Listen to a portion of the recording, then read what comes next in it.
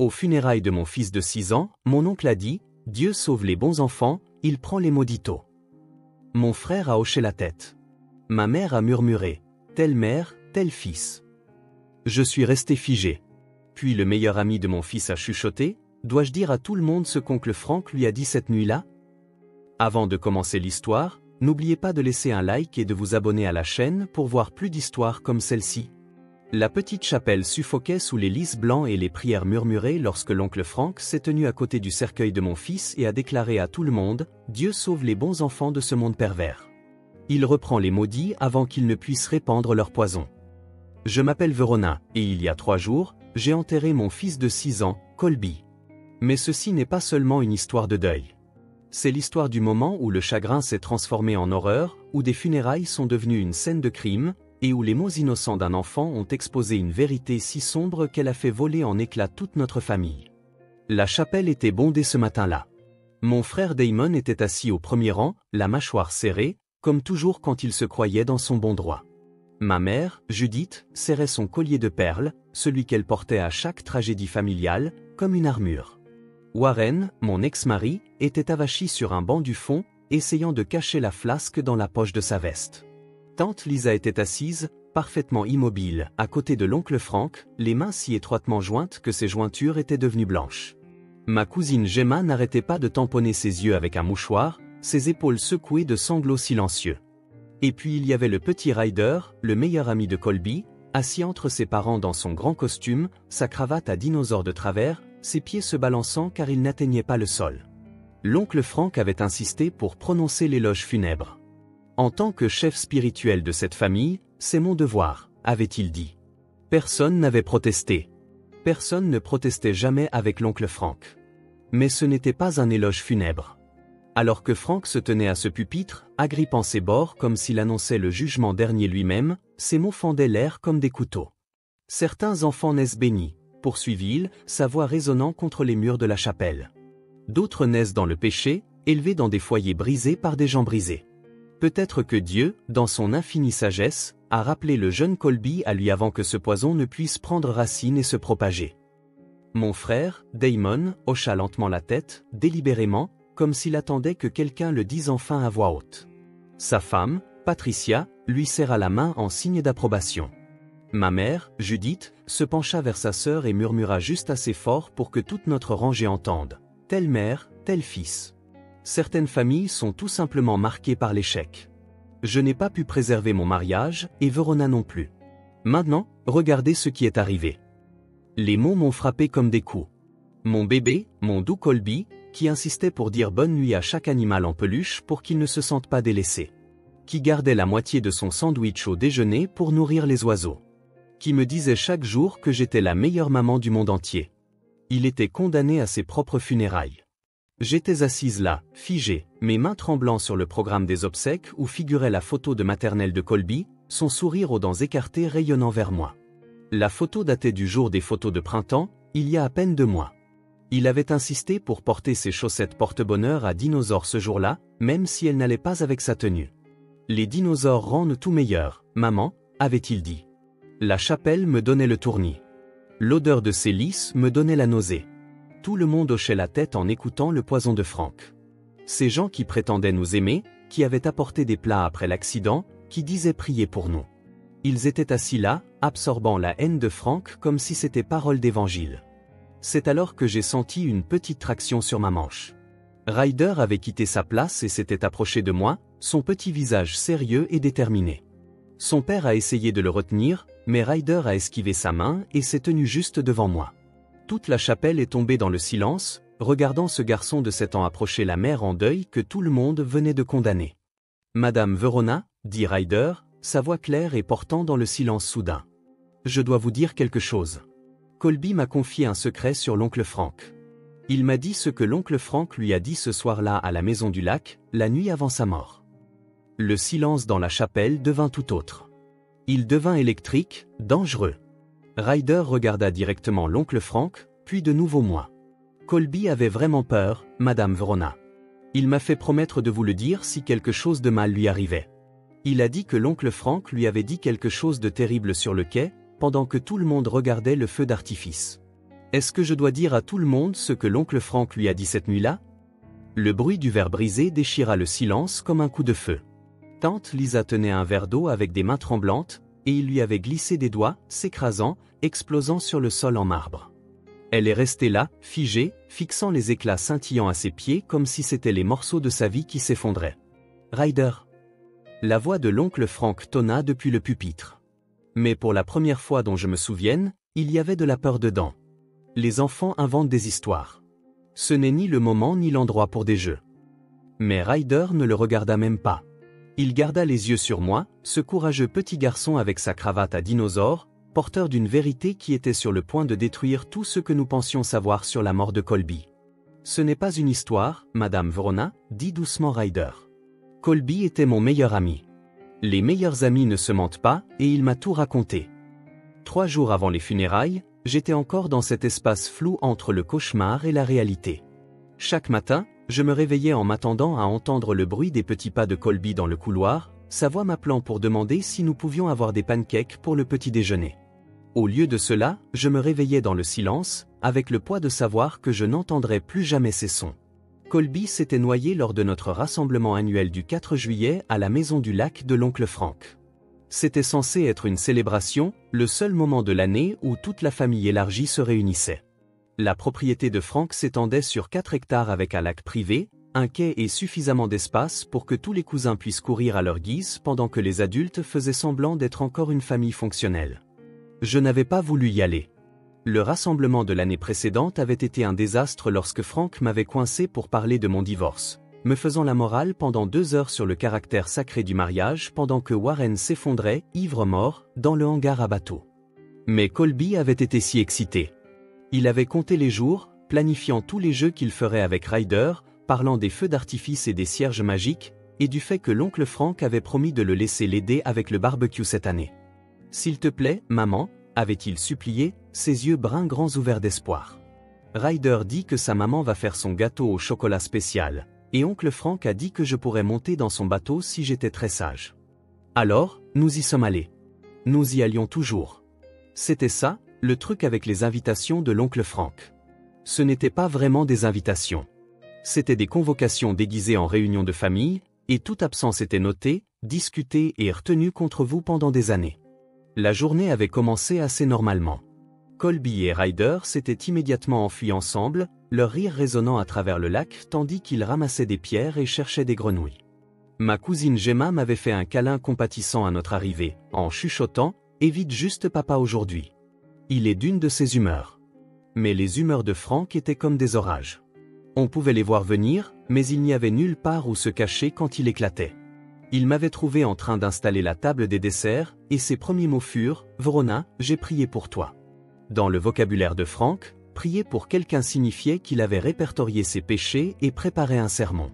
Cette situation de foyer brisé n'est pas saine pour Colby, avait-il dit, arrangeant et réarrangeant les fourchettes en plastique avec une précision obsessionnelle. Les garçons ont besoin de modèles masculins forts, pas de mères incapables de préserver leur mariage. Warren était plus souvent ivre que sobre, avais-je répondu, essayant de garder ma voix calme. Ce n'est pas un modèle. C'est un contre-exemple. Le visage de Frank s'était assombri. Le mariage est sacré, Vrona. On ne l'abandonne pas parce que les choses deviennent difficiles. Ta mère l'a compris quand ton père est parti. Elle ne s'est jamais remariée, n'a jamais déshonoré ses vœux. Ma mère a passé 30 ans amère et seule, ai-je rétorqué, le regrettant immédiatement en voyant ma mère Judith de l'autre côté de la pelouse, assez proche pour avoir entendu. Le reste de l'après-midi avait été tendu mais gérable. Warren était arrivé avec 3 heures de retard avec sa nouvelle petite amie, Britney, qui semblait à peine assez âgée pour boire et n'arrêtait pas d'appeler tout le monde « chérie », comme si elle animait une émission de télé-réalité. Mon frère Damon faisait des commentaires acerbes sur le fait de garder les familles unies pour les enfants, tandis que sa femme Patricia opinait du chef comme une poupée à tête branlante. Au coucher du soleil, tout le monde s'est rassemblé sur la pelouse principale pour le feu d'artifice. Je me souviens avoir cherché Colby dans la foule d'enfants, finissant par repérer son t-shirt rouge vif près du quai. Il était seul, ce qui était inhabituel car lui et Ryder avaient été inséparables toute la journée. Frank marchait vers lui avec cette démarche déterminée. Cela signifiait qu'il avait quelque chose à dire. « Je reviens tout de suite, ai-je dit à Gemma, mais elle m'a attrapé le bras. Maman a besoin d'aide avec les cierges magiques, dit-elle avec urgence. Pourrais-tu nous donner un coup de main? Le temps que j'aide à distribuer les cierges magiques à 2 douzaines d'enfants excités et que je m'assure que tout le monde avait à boire pour le spectacle, 20 minutes s'étaient écoulées. La première fusée explosa au-dessus de nos têtes dans une pluie d'or et de bleu, et je cherchais à nouveau le t-shirt rouge de Colby. C'est là que j'ai entendu le cri. Pas le cri de joie d'un enfant devant le feu d'artifice, mais la voix de Gemma, brute et terrifiée. À l'aide! Il y a un garçon dans l'eau. Les minutes suivantes furent un enchaînement confus de courses, de cris et de plongeons.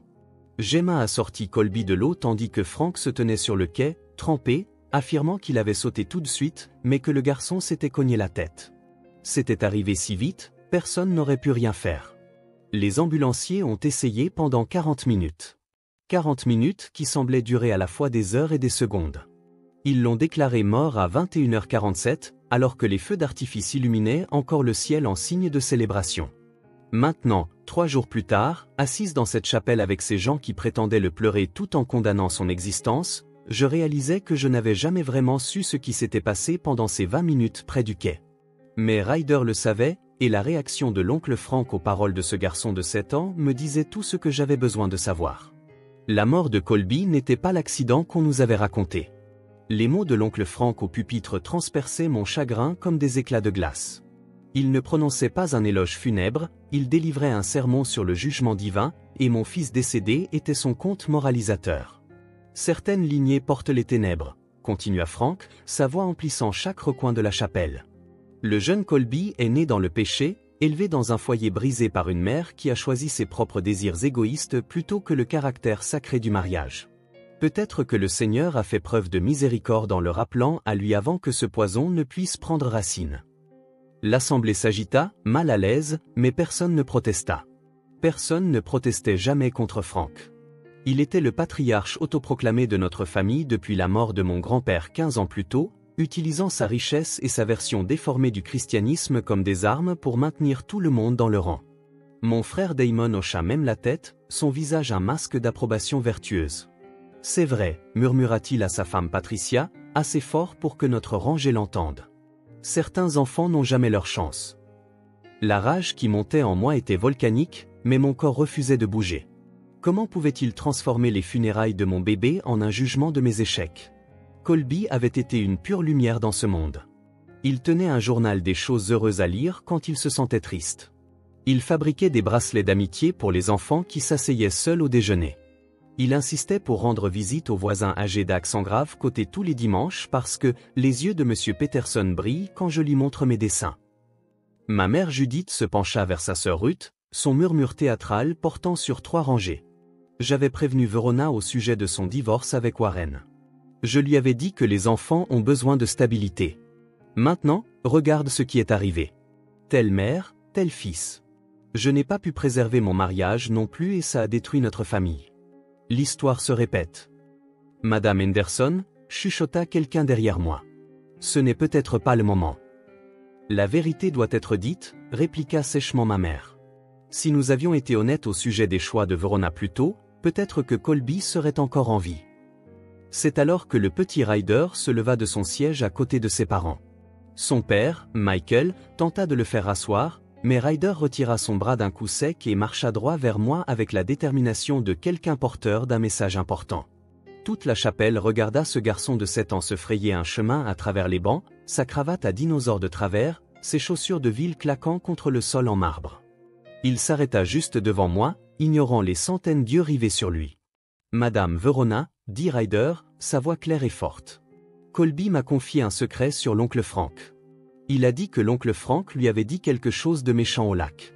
Est-ce que je dois dire à tout le monde ce que l'oncle Frank lui a dit cette nuit-là » Le fracas du verre de tante Lisa fut explosif dans le silence.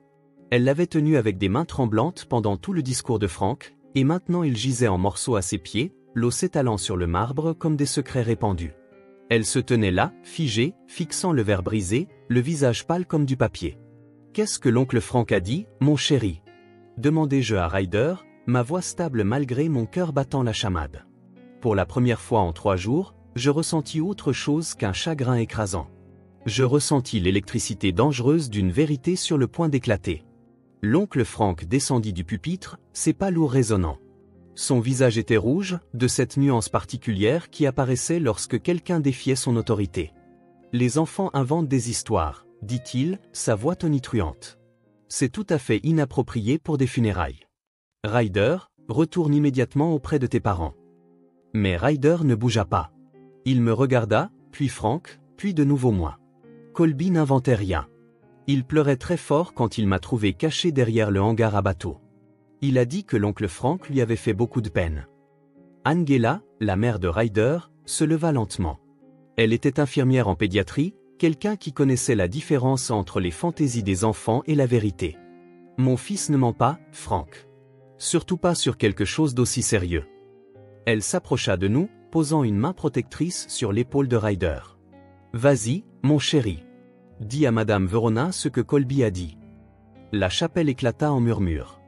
Des gens sortaient leur téléphone pour enregistrer. D'autres faisaient sortir leurs enfants. Le pasteur se tenait, impuissant, sur le côté, ne sachant manifestement pas s'il devait intervenir. La voix de Frank s'éleva au-dessus du chaos. C'est ridicule. Je suis accusé par un enfant de 7 ans qui est de toute évidence confus par le deuil. La mort de Colby était un accident. J'ai essayé de le sauver. Alors pourquoi as-tu si peur de ce que Ryder a à dire ? Intervint soudain Warren depuis le fond de la chapelle. Pour une fois, ses mots n'étaient pas pâteux. Il se leva, son costume froissé, mais ses yeux clairs et concentrés. Si tu n'as rien à cacher, Frank, laisse le garçon parler. Gemma se leva de son siège, son visage un mélange de confusion et d'horreur croissante. Papa, qu'as-tu dit à Colby ? Qu'as-tu fait ? Tante Lisa n'avait toujours pas bougé de sa place près du verre brisé. Quand elle parla enfin, sa voix était à peine plus qu'un murmure, mais dans le silence tendu, tout le monde l'entendit. Dis-leur, Ryder. Dis-leur tout. Qu'est-ce que l'oncle Frank a dit, mon chéri ? Répétait-je en m'agenouillant pour croiser le regard de Ryder. Ma voix était calme, mais à l'intérieur, chaque nerf était en alerte. Ce garçon de 7 ans détenait une vérité qui pouvait tout expliquer, et j'avais besoin de l'entendre. Ryder prit une profonde inspiration, ses petites mains tripotant sa cravate à dinosaure. Colby a dit que l'oncle Frank l'a emmené sur le quai quand tout le monde regardait le feu d'artifice. Oncle Frank lui a dit qu'il était une mauvaise graine, tout comme sa maman. Il a dit que Dieu punirait les mauvais enfants qui venaient de foyers brisés. Il a dit que Colby deviendrait un bon à rien, tout comme vous, Madame Verona. La chapelle devint complètement silencieuse. Même les chuchotements cessèrent. Je sentis le sang quitter mon visage, mais je gardai les yeux sur Ryder, l'encourageant à continuer. Colby pleurait très fort, poursuivit Ryder, ses propres yeux s'emplissant de larmes. Il m'a demandé si Dieu le détestait vraiment.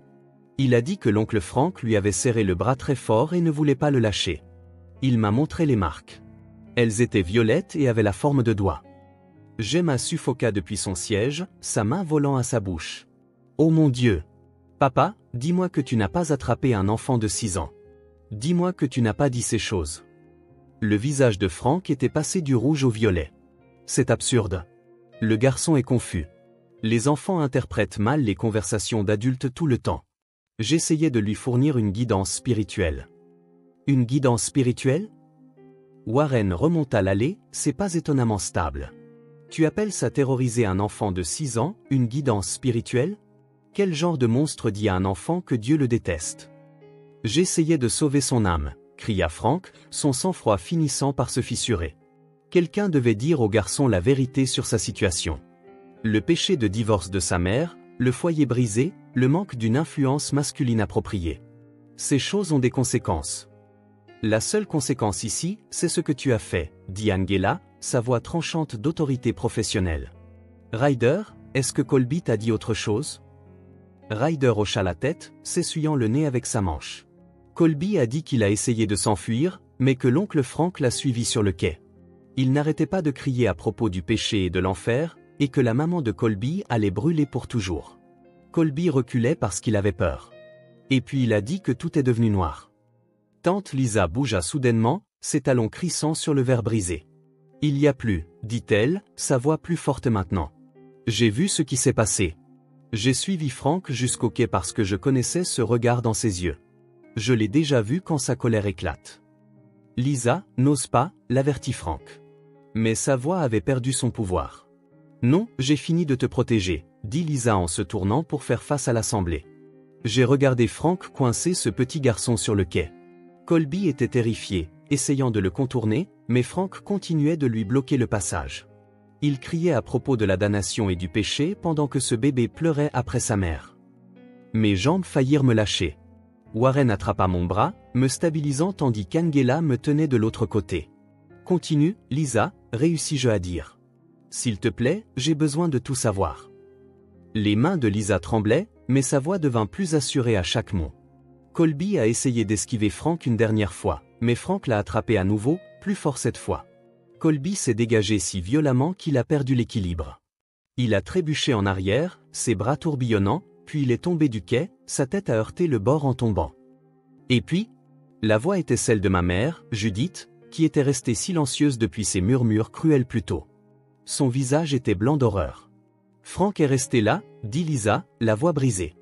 Il est resté là pendant au moins 30 secondes, peut-être plus, à regarder l'eau où Colby avait disparu. Je lui ai crié de sauter, mais il est resté là, comme s'il prenait une décision, comme s'il pesait si ce petit garçon méritait d'être sauvé. La chapelle explosa. Les gens criaient, pleuraient, certains essayant d'atteindre Frank tandis que d'autres les retenaient. Damon s'était effondré sur son siège, la tête dans les mains, tandis que Patricia lui frottait le dos machinalement, le visage vide de choc. Quand il a finalement sauté, continua Lisa, devant élever la voix par-dessus le chaos, il était trop tard. Peut-être que s'il avait sauté immédiatement, si ces 30 secondes n'avaient pas été perdues pendant qu'il jouait à Dieu, Colby serait encore en vie.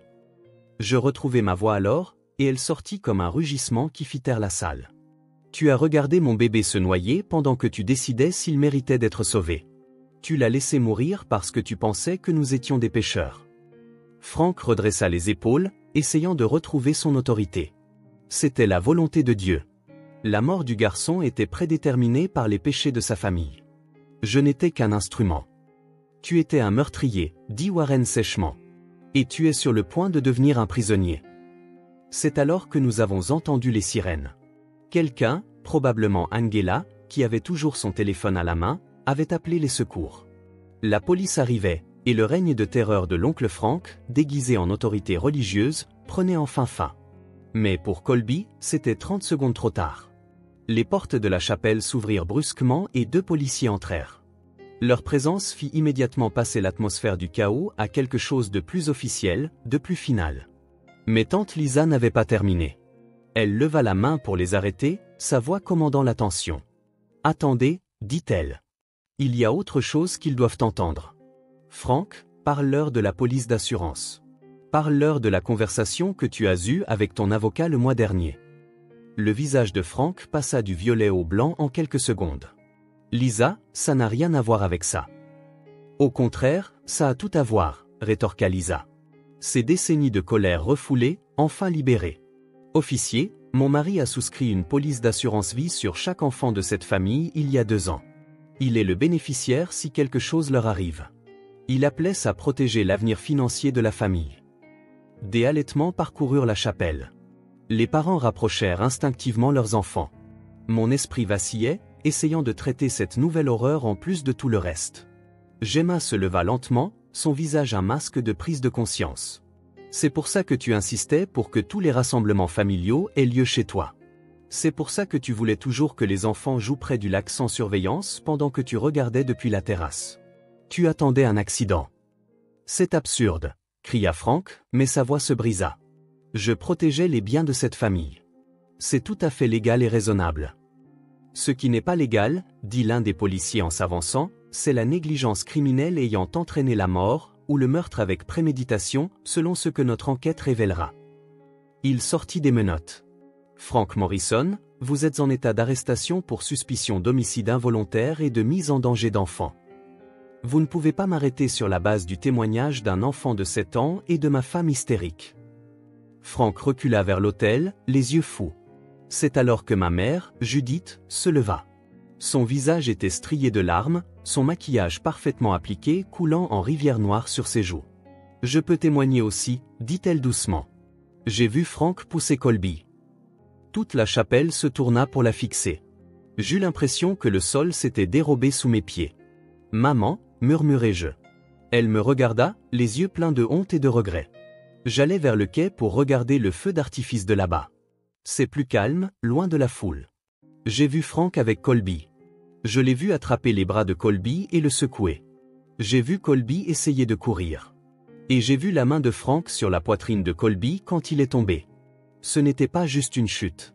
Frank l'a poussé. Alors pourquoi n'as-tu rien dit, hurlai-je, Warren devant me retenir physiquement pour que je ne lui saute pas dessus. Pourquoi m'as-tu laissé croire que c'était un accident? Pourquoi es-tu resté là à me blâmer pour mon divorce pendant que le meurtrier de mon fils se promenait librement? Parce que j'étais une lâche, dit ma mère, la voix brisée. Parce que Frank a contrôlé cette famille pendant si longtemps que je ne pensais pas que quiconque me croirait. Parce que j'ai passé tant d'années à croire à son poison sur les familles brisées et le péché que je me suis convaincu que c'était peut-être la volonté de Dieu. Mais en entendant Ryder parler, en voyant cet enfant avoir plus de courage que nous tous, les adultes, réunis, je ne peux plus rester silencieuse. Damon se leva alors, le visage gris. J'ai vu quelque chose aussi, admis. J'ai vu Frank revenir du quai, trempé, et il souriait. Il souriait vraiment. Il a dit, les voies du Seigneur sont impénétrables. Je pensais qu'il parlait de sa survie à la tentative de sauvetage, mais maintenant je réalise qu'il parlait de la mort de Colby. L'officier se dirigea vers Frank, qui était maintenant adossé à l'autel. Monsieur, veuillez vous retourner et mettre vos mains derrière votre dos. C'est de la persécution, cria Frank. Je suis un homme de Dieu. Tout ce que j'ai fait, c'était pour protéger cette famille du péché et de la dégradation. Ce que vous avez fait, dit le second officier en sortant un carnet, c'est assassiner un enfant de 6 ans. Et d'après ce que nous entendons, vous abusez psychologiquement de cette famille depuis des années. Alors qu'il menottait Frank, Ryder tira de nouveau sur ma manche. Madame Verona, il y a encore une chose. Colby voulait que je vous donne quelque chose si quelque chose de mal arrivait. Il fouilla dans sa poche et en sortit une petite pierre, lisse et grise, avec une bande blanche au milieu. Il a dit que c'était sa pierre la plus spéciale parce qu'elle ressemblait à un cœur si on la tournait dans le bon sens. Il voulait que vous l'ayez pour que vous vous souveniez qu'il vous aime pour toujours et à jamais. Je pris la pierre avec des mains tremblantes, où pour la première fois depuis la mort de Colby, je me laissais complètement aller. Warren me tenait d'un côté, et étonnamment, Gemma vint me tenir de l'autre. Même Angela s'agenouilla à nos côtés, créant un cercle de soutien pendant que la police emmenait Frank. « Attendez !» cria Frank alors qu'ils atteignaient la porte. « Vous faites une erreur. Ce garçon était damné. Toute sa famille est damnée. Je les sauvais d'eux-mêmes. » L'officier s'arrêta à la porte. « Le seul damné ici, c'est vous, monsieur Morrison. Et vous vous le devez à vous-même. » Alors que la voiture de police s'éloignait avec Frank à l'arrière, tante Lisa s'approcha de moi. « Je suis tellement désolée, Vrona. J'aurais dû parler plus tôt. J'aurais dû protéger Colby. Je lui ai manqué, et je t'ai manqué. » La vérité était enfin sortie. Mais elle avait un prix ultime. Mon fils était parti, et aucune justice ne pourrait le ramener. La police a emmené Frank cet après-midi-là, mais le véritable règlement de compte pour notre famille ne faisait que commencer. L'enquête qui a suivi a révélé des choses qu'aucun de nous n'avait imaginées. Frank documentait ce qu'il appelait des preuves de péché dans des journaux remontant à 15 ans. Des pages et des pages détaillant chaque divorce, chaque erreur, chaque moment de fragilité humaine dans notre famille, avec des plans élaborés de correction par ce qu'il appelait l'intervention divine. La procureure m'a appelé 3 semaines plus tard. « Nous avons trouvé d'autres polices d'assurance, dit-elle, pas seulement sur les enfants. Sur vous, sur votre frère, sur quiconque Frank jugeait spirituellement corrompu. Colby n'était pas sa première tentative, Vrona. Il était juste son premier succès. Ils ont trouvé des preuves que Frank avait trafiqué les freins de la voiture de mon frère 2 ans plus tôt, provoquant un accident auquel Damon a à peine survécu. Il avait mis des allergènes dans la nourriture de ma cousine Rebecca lors d'un dîner de famille, l'envoyant à l'hôpital pour ce que nous pensions être une anaphylaxie spontanée. Chaque incident était soigneusement documenté dans ces journaux comme des « tests de foi » et des « opportunités de jugement divin ». Tante Lisa a demandé le divorce le jour même de l'arrestation de Frank. Elle a emménagé avec Gemma et a commencé une thérapie, traitant enfin 40 ans d'abus psychologiques. Je savais qu'il était autoritaire, m'a-t-elle dit lors d'un de nos cafés, mais je n'aurais jamais imaginé qu'il était capable de meurtre. J'aurais dû le quitter il y a des décennies. Si je l'avais fait, Colby serait peut-être encore en vie. Ma mère, Judith, est venue à mon appartement un mois après les funérailles, ayant l'air d'avoir vieilli de 10 ans. Elle est restée sur le pas de ma porte pendant 1 minute entière avant de parler. Je t'ai manqué en tant que mère, dit-elle simplement. J'ai laissé ma propre amertume concernant mon mariage raté empoisonner la façon dont je voyais le tien. Je t'ai fait sentir comme une marchandise endommagée, et je suis resté les bras croisés pendant que Frank terrorisait notre famille.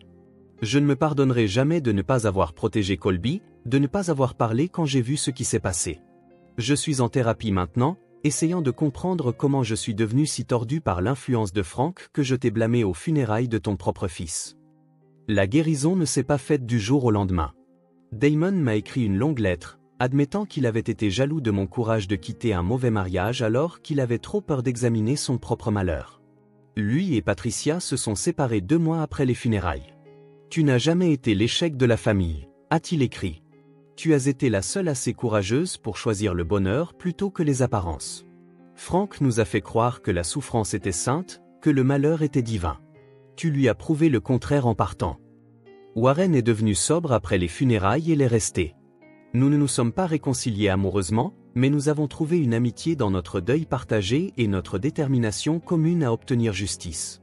Il a témoigné au procès de Frank sur des années de manipulation, racontant comment Frank lui avait dit à notre mariage que je le ruinerais, comme toutes les femmes rebelles, semant les graines de la rancœur avant même que nous ayons eu une chance d'être heureux. Le procès a duré 3 semaines. Frank a été reconnu coupable d'homicide involontaire et de maltraitance aggravée sur enfant. Il a écopé de 25 ans, bien qu'aucune durée ne semblera jamais suffisante. Lors de sa condamnation, il n'a montré aucun remords, insistant jusqu'à la fin qu'il faisait l'œuvre de Dieu. La réponse du juge fut cinglante. « Monsieur Morrison, vous avez confondu jouer à être Dieu et servir Dieu. Cette confusion a coûté la vie à un enfant. » 6 mois plus tard, lors de la plantation de l'arbre commémoratif de Colby, la foule était plus petite, mais plus sincère. Ryder a lu un poème qu'il avait écrit. Colby était un rayon de soleil dans un bocal, attrapant des lucioles et faisant des vœux aux étoiles. Les méchants peuvent dire des choses méchantes qui ne sont pas vraies, mais les bons amis se souviennent du vrai toi. Angela, la mère de Ryder, a créé une fondation au nom de Colby pour aider les familles à reconnaître et à échapper à l'abus religieux. Aucun enfant ne devrait mourir parce que quelqu'un pense avoir le droit de jouer au juge et au bourreau au nom de Dieu, a-t-elle déclaré lors de la première collecte de fonds. Je garde maintenant la collection de pierres de Colby sur le rebord de ma fenêtre, y compris cette pierre spéciale en forme de cœur que Ryder m'a donnée aux funérailles. Chaque matin, je la tiens et je me souviens de l'esprit pur de mon fils, que tout le poison de Frank n'a jamais pu vraiment atteindre. Colby est mort en se croyant aimé. Car malgré les derniers mots cruels de Frank, mon fils connaissait la vérité sur qui il était, une âme brillante et magnifique qui rendait le monde meilleur simplement par sa présence. J'ai appris que parfois, les tempêtes les plus dangereuses viennent de l'intérieur de nos propres familles, déguisées en sollicitude et en droiture. Le mal ne s'annonce pas toujours avec une cruauté évidente. Parfois, il porte une croix, cite les Écritures et organise des réunions de famille. Frank avait porté son abus comme une armure sainte, nous convainquant tous que sa cruauté était de l'amour, son contrôle de la protection, son jugement de la guidance. Mais j'ai aussi appris que la vérité, même lorsqu'elle vient de la plus petite voix dans la pièce, a le pouvoir de faire voler en éclats les façades les plus solides. Ryder, à 7 ans, avait plus de courage que tous les adultes qui étaient restés silencieux pendant des années. Il nous a rappelé que protéger les enfants ne consiste pas à les contrôler ou à condamner leur famille. Il s'agit de créer un espace pour qu'ils soient en sécurité, aimés et libres de grandir. L'héritage de Colby n'était pas celui d'une tragédie, mais d'une révélation. Sa mort a exposé le poison qui tuait lentement notre famille depuis des générations. En le perdant, nous avons enfin trouvé le courage d'extraire le cancer qu'était l'influence de Frank. Nous avons appris à remettre en question l'autorité qui exige une obéissance aveugle, à défier la foi qui promeut la haine, et à reconnaître que parfois, le plus grand acte d'amour est simplement d'accepter les gens tels qu'ils sont. Merci d'avoir écouté l'histoire de Colby. Si cette histoire a résonné en vous, si vous avez connu un contrôle ou un abus similaire déguisé en sollicitude religieuse, sachez que vous n'êtes pas seul. Votre voix compte. Votre vérité compte, et il n'est jamais trop tard pour parler. S'il vous plaît, aimez cette vidéo si elle vous a touché. Partagez-la avec quelqu'un qui pourrait avoir besoin de l'entendre, et laissez un commentaire avec vos propres pensées ou expériences. Abonnez-vous à notre chaîne pour plus d'histoires qui éclairent des vérités difficiles et nous rappellent à tous le pouvoir du courage, même lorsqu'il vient des plus petits d'entre nous. Souvenez-vous, il faut parfois l'innocence d'un enfant pour exposer le mal d'un adulte.